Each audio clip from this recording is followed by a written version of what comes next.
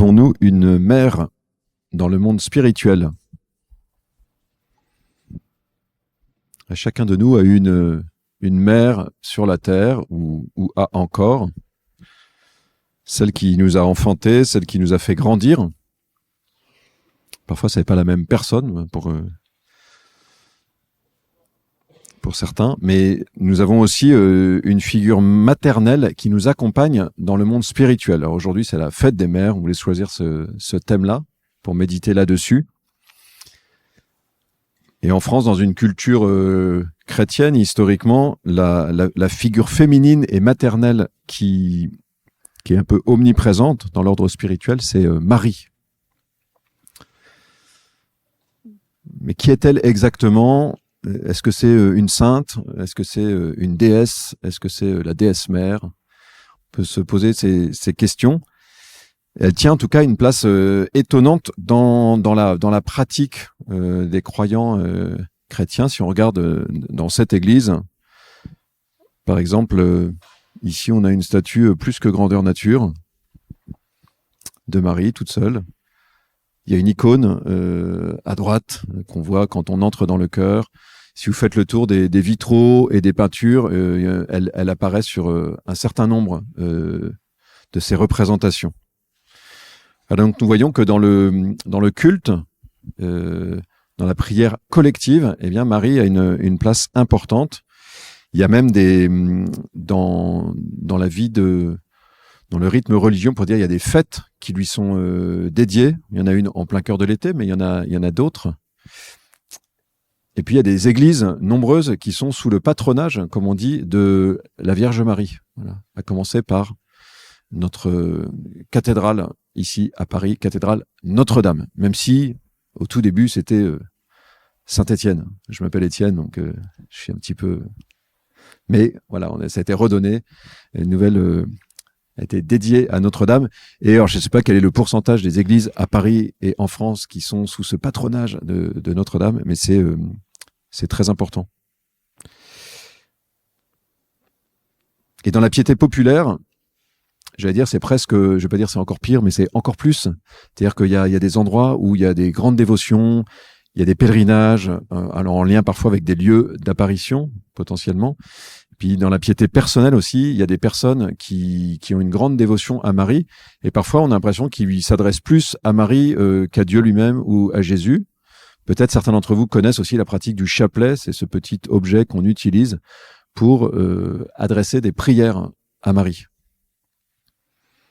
Donc on voit que Marie est très présente dans le cœur de nombreux croyants, collectivement, individuellement, au point que de l'extérieur, il y a des gens qui trouvent ça presque étrange, c'est-à-dire que les personnes se disent mais au fond est-ce que les chrétiens mettent sur le même pied Jésus, Marie, ou bien Marie et Dieu? Il y a des personnes qui se posent ces questions-là. Voilà. Et donc toute cette dévotion, cette pratique, ces prières, qu'est-ce qu'ils disent de Marie au fond? Qu'est-ce qu'ils expriment de Marie? Et à quel titre Marie est priée? On pourrait poser la question comme ça. À quel titre Marie est priée? Bon, bref, qui est-elle aux yeux de la foi chrétienne?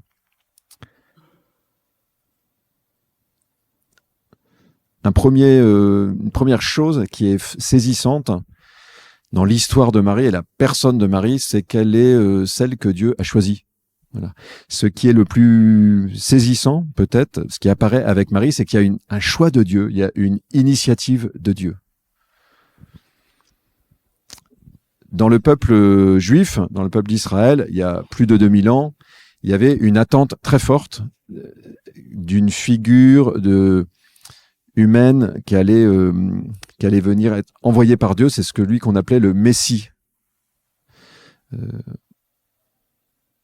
Et le peuple tout entier était nourri de cette attente de la venue d'un Messie. Et en lien avec cette attente, eh bien, il y avait aussi l'attente qu'une des jeunes filles d'Israël devienne la mère du Messie. Voilà. Donc il y avait cette attente qui était présente. Et Marie est celle qui est choisie pour être la mère du Messie, qui portera le nom de Jésus de Nazareth.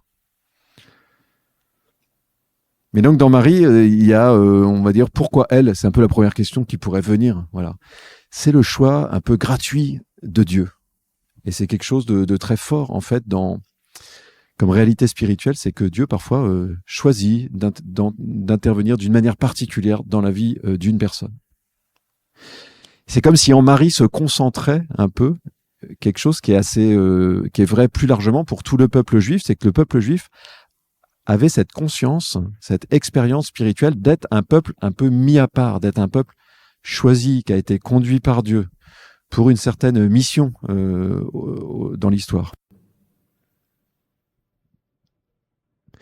Et un peu plus largement, c'est dans la suite, c'est l'expérience de tous les disciples de Jésus qui font, lorsque naît dans le cœur la foi pour Jésus, il y a une expérience de cet ordre-là aussi, de se sentir comme choisi. Voilà. Et Jésus lui-même dit à ses disciples, ce n'est pas vous qui m'avez choisi, c'est moi qui vous ai choisi. Voilà. Marie, c'est celle en qui ce choix gratuit de Dieu apparaît d'une manière, on pourrait dire, absolument radicale. Voilà. Donc c'est peut-être ce premier titre de Marie, c'est qu'elle est choisie par Dieu. Et que c'est ça que nous avons devant les yeux et qu'il y a un motif d'étonnement, mais moins sur elle que sur la gratuité de l'initiative de Dieu dans l'histoire des hommes. Mais ça ne s'est pas fait sans collaboration de la part de Marie. C'est-à-dire que le fait qu'elle soit devenue qui elle est devenue, c'est l'initiative de Dieu, mais c'est pas une initiative qui l'a instrumentalisée. Marie a collaboré librement, c'est-à-dire que il y a des textes dans la tradition chrétienne qui célèbrent, qui sont centrés, qui s'émerveillent du oui que Marie a dit à ce choix de Dieu. Elle a accepté d'entrer dans cette collaboration, dans ce dialogue, dans cette vie avec Dieu d'une manière très particulière. Et à ce titre, elle est pour nous un modèle, on pourrait dire. C'est un modèle de la piété juive. Et au cœur de la piété juive, la grande figure dans le judaïsme ancien, c'est Abraham, dont on vante la foi. C'est-à-dire Abraham qui a cru à la parole que Dieu lui a dite, à la promesse que Dieu lui a faite. Et quand on lit la Bible, on voit que dans la manière de présenter Marie, il y a beaucoup d'échos à cette foi d'Abraham. C'est-à-dire qu'on célèbre, on regarde, on admire en Marie une personne comme nous qui, recevant une révélation de Dieu, personnelle, mais en même temps plus large, eh bien, a ouvert son cœur par la foi, on pourrait dire, à cette révélation qu'elle recevait. Donc sa cousine, il y a une histoire qui raconte que sa cousine lui dit « Heureuse es-tu, toi qui as cru dans les paroles qui t'ont été dites de la part de Dieu. » Et la phrase exacte, c'est « Heureuse celle qui a cru dans l'accomplissement des paroles qui lui ont été dites de la part de Dieu. » C'est-à-dire que les paroles qui lui ont été dites, c'est pas des paroles qui se sont réalisées immédiatement. Il a fallu qu'elle croie que ça allait s'accomplir, se réaliser. C'était des promesses, c'était des paroles qui allaient produire quelque chose, mais ça s'est pas fait immédiatement. Et donc Marie s'est laissée conduire, transformée par Dieu à travers aussi des événements. Et c'est un autre point dans le fait que Marie soit un modèle pour nous, à la fois par sa capacité d'accueillir une parole qui vient de Dieu et qui est une parole qui déborde, quoi, qui est une parole qui est difficile à accueillir, qui lui dit des choses très hautes sur qui elle est, qui lui dit des choses inattendues qu'elle avait du mal à imaginer, que personne n'avait imaginé avant que ces paroles n'arrivent au fond. Et Marie se laisse déstabiliser et entre dans la confiance, mais ça se joue aussi dans les événements qui vont suivre. Et donc jour après jour, on pourrait dire, là où Marie est remarquable, admirable et suscite l'émerveillement qui s'exprime dans les œuvres d'art, c'est cette capacité à travers les événements, entrer, on pourrait dire, dans la profondeur des événements, chercher la profondeur des événements, chercher à comprendre. Et donc la foi de Marie, c'est quelque chose de très vigoureux, on pourrait dire, de très vivant. C'est une intelligence qui est sans arrêt en éveil. Voilà. On pourrait le dire de manière assez simple, c'est-à-dire que nous vivons tous des événements, et Marie, je dirais, a vécu des événements en même temps que ses contemporains. Mais par rapport à tous ses contemporains, elle a vécu les événements à un niveau plus profond, plus radical. C'est-à-dire que personne n'a vécu les événements au même niveau qu'elle. Donc vous voyez, il y a le choix de Dieu qui est quelque chose de particulier sur elle, mais il y a aussi elle-même, son implication, qui est d'un niveau un peu sans équivalent. Voilà. Et de ce point de vue, elle est attirante. C'est-à-dire qu'elle nous invite chacun à entrer, on pourrait dire, dans la profondeur des événements que nous vivons. Ouais, nous pouvons tous vivre des événements à des niveaux, on pourrait dire, différents. Et parfois, vous voyez, quand nous comprenons pas le sens des choses, eh bien, nous laissons un peu filer, ou bien nous glissons un peu, nos journées parfois glissent un peu sur la superficie des événements. Et Marie nous dit, au fond, non, il y a plus dans les événements. Il y a un passage qui dit ça dans un des évangiles, donc la deuxième partie de la Bible, qui Marie, dans des événements où elle est confrontée à des choses difficiles, où elle comprend pas tout, évidemment. Et on dit, Marie gardait tous ces événements et les méditait dans son cœur. Donc il lui arrive des choses, elle comprend pas, mais elle garde les événements intérieurement. On pourrait dire, elle les rumine d'une certaine manière, elle les garde intérieurement. Et le mot qui est utilisé en grec, c'est comme si elle faisait, c'est le mot du symbole. Alors le symbole, c'est quelque chose qu'on cassait en deux et on donnait une moitié à quelqu'un et l'autre avait l'autre moitié. Et quand longtemps après, une personne revenait et rencontrait celui qui avait l'autre moitié, on pouvait vérifier qu'on avait bien chacun la moitié d'une pièce originelle séparée. C'est-à-dire qu'on mettait les choses ensemble. Voilà. Pour nous, plus simplement que cette vieille pratique, on pourrait dire que ça se rapproche du puzzle ou du puzzle. Voilà. C'est-à-dire que, vous voyez, Marie a des événements et elle cherche à voir comment ça s'imbrique. Vous voyez, si vous faites un puzzle, moi c'est un truc qui me passionne pas trop, mais peut-être il y en a parmi nous qui aiment, il n'y a pas de problème, tout le monde est bienvenu. Et parfois il y a une pièce que vous savez pas du tout où mettre. Voilà. Puis parfois il y a des pièces, vous dites, ah oui, ça c'est une pierre d'angle un peu, c'est un truc d'angle, ça je le mets, je vois, ça se rapproche. Et parfois vous avez 3-4 pièces que vous voyez qu'elles vont ensemble, mais vous savez pas où elles vont atterrir dans l'ensemble. Bon. Ça c'est un peu une parabole des événements de nos vies. C'est-à-dire que parfois il y a des événements, il y a un petit paquet d'événements, on voit bien qu'il y a des choses qui se répètent un peu, mais on voit pas très bien ce que ça vient faire dans notre vie. Ou bien parfois il y a une petite pièce toute seule, on dit mais tiens, pourquoi j'ai vécu cette chose-là. Voilà. Il ne faut pas toujours vouloir décrypter et comprendre le sens tout de suite, mais avoir une certaine, vous voyez, vivacité intérieure, à l'exemple de Marie, sur le modèle un peu de Marie, de garder les événements dans le cœur et d'avoir un peu une énergie intérieure pour dire je veux comprendre en fait ce qui se joue spirituellement, profondément dans les événements que je vis.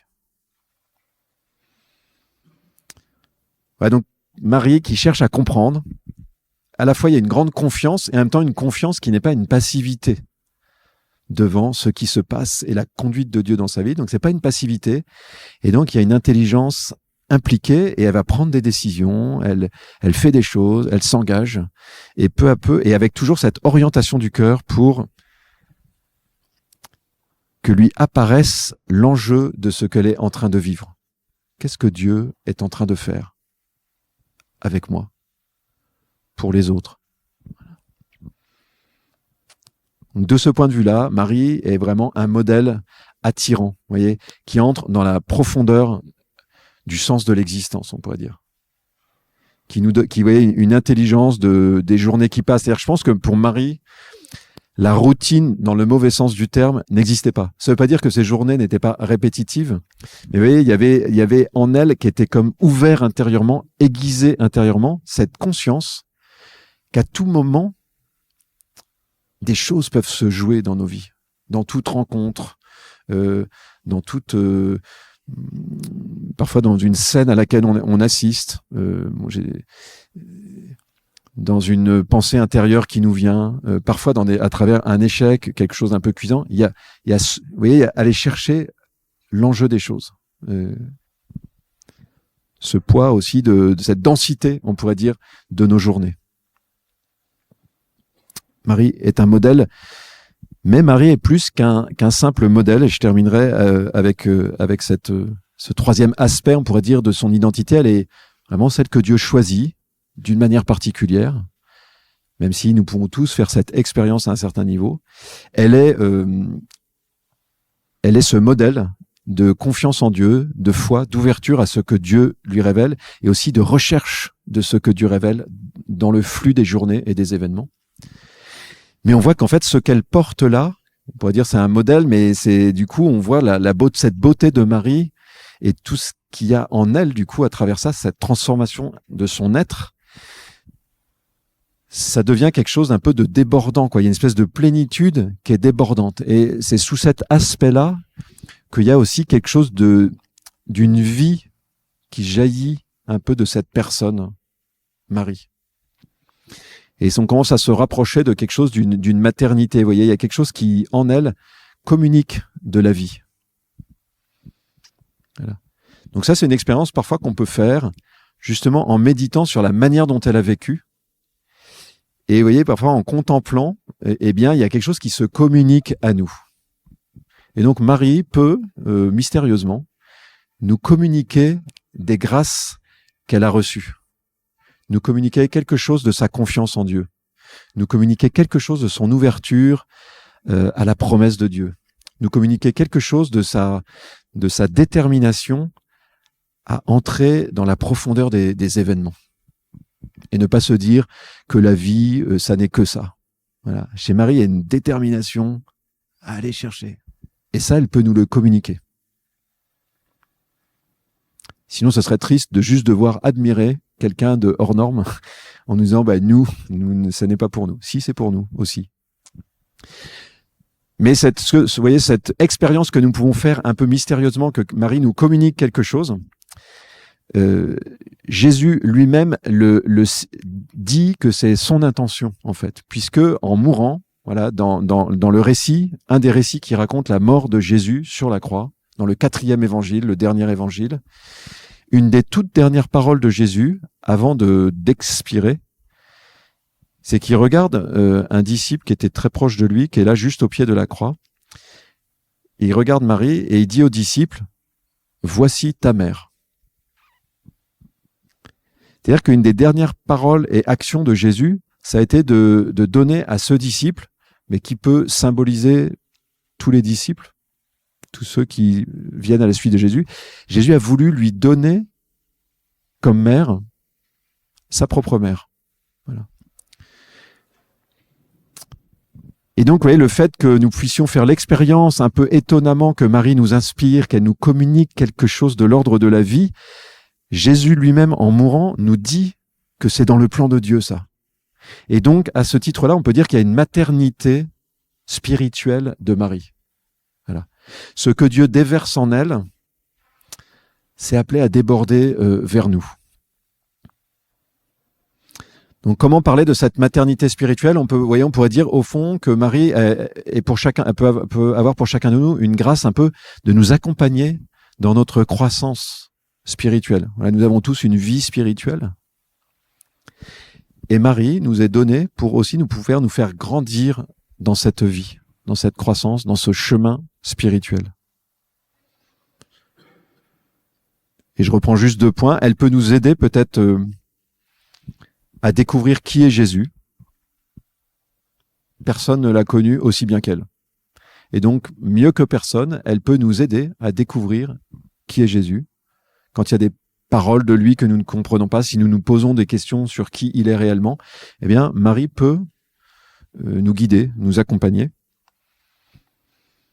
Et nous pouvons lui demander ça. Et la deuxième chose qu'elle peut faire, c'est nous aider à entrer dans la foi. Et donc, oui, on peut s'inspirer d'elle comme modèle, mais on peut aussi lui demander plus directement, dans l'ordre du fait de sa maternité spirituelle, qu'elle nous communique quelque chose de sa foi ou qu'elle nous aide à grandir dans la foi. Et la foi particulièrement dans les paroles de Dieu qui nous paraissent trop belle pour être vraie. Le risque, pour beaucoup d'entre nous, c'est qu'en grandissant, vous voyez, vienne dans notre cœur une forme de désenchantement. Et que du coup, ce que nous pouvons lire dans la Bible, vous voyez, toutes les promesses de Dieu nous apparaissent comme une espèce de, je dirais, de conte pour enfants. Quelque chose de trop beau pour être vrai. Voilà. Mais ça, d'où est-ce que ça vient ? C'est-à-dire, qui dit la vérité ? Voilà. Est-ce que c'est, vous voyez, notre cœur à qui ça paraît trop grand ? Est-ce qu'il dit, vous voyez, est-ce que c'est notre cœur qui est capable d'évaluer ça ? Ou bien, est-ce que c'est parce que notre cœur a été abîmé par l'expérience du mal, celui que nous avons peut-être subi ou celui que nous avons commis, et a moins cette capacité d'accueillir des hautes promesses de Dieu. Alors Marie, d'une manière particulière, nous pouvons lui demander qu'elle vienne renouveler en nous ce qui est, on pourrait dire, abîmé dans notre cœur et qui fait que nous avons du mal à entrer dans la beauté des promesses de Dieu. Ouais, c'est ce que nous pouvons faire quelques instants en priant pour ceux qui le veulent. Nous pouvons fermer les yeux si ça nous aide.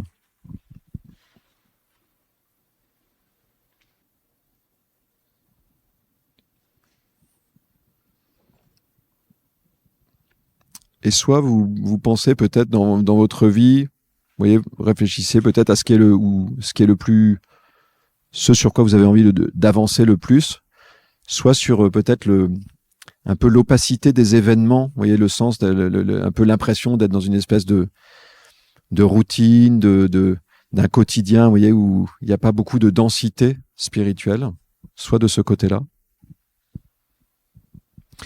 Soit si vous êtes un peu habitué, coutumier vous êtes ouvert intérieurement à des choses que Dieu peut vous dire, ou en lisant la Bible, ou la parole de Dieu, ou l'Évangile, et que vous sentez qu'en vous, il y a comme une voix intérieure qui vous dit que c'est trop beau pour être vrai.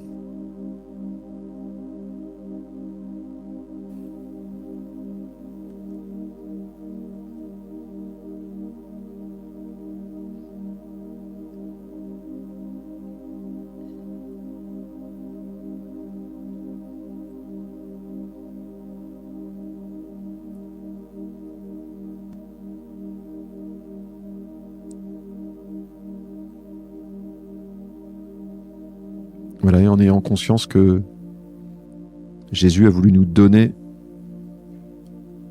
Marie comme mère,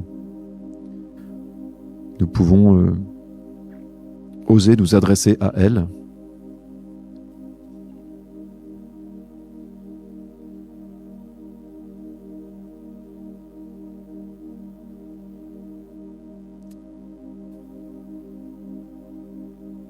et lui demander de nous mettre un peu à son école, qu'elle nous conseille, qu'elle nous apprenne à méditer sur les événements de nos vies avec confiance.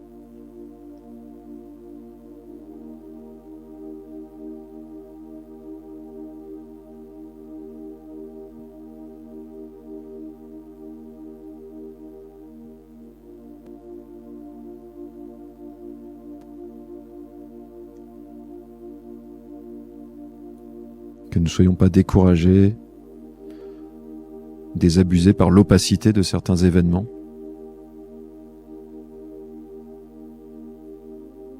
Que nous entrions dans une intelligence de la conduite de Dieu sur nos vies.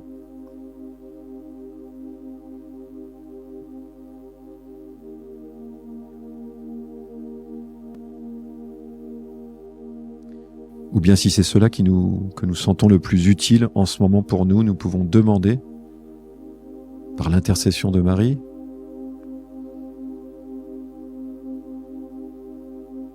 qu'elle nous aide à grandir dans la confiance et la foi dans les promesses de Dieu, dans la beauté de son dessein de salut, pour chacun de nous et pour tous nos frères